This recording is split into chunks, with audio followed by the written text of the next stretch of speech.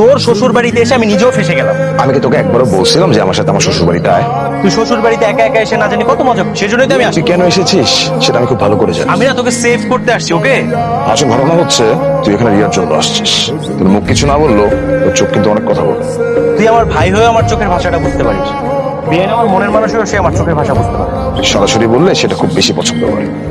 সে বেআইন, সত্যি কথা বলতে আমি না আপনাকে অনেক পছন্দ করি। কি বলছি, বিশ্বাস করেন, আমি মন থেকে বলতেছি। আপনি অসাধারণ একটা মেয়ে। আপনি কি আমার মনের আকাশে উড়বেন? আমার মনের আকাশ কিন্তু খোলা আছে। কেমন আমারে পটায় না কোনো লাভ। আমি কিন্তু সত্যি আপনাকে ভালোবাসি। আপনি একা বাসলে কি হইব? আমি তো আপনার ভালোবাসি না। বিয়া বাড়িতে না ছেলে পটানো মেয়ে পটানো এইসব খেলা বহুবার খেলছি।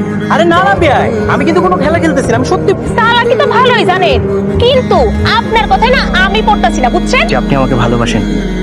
আমি পা দিচ্ছি না। হ্যাঁ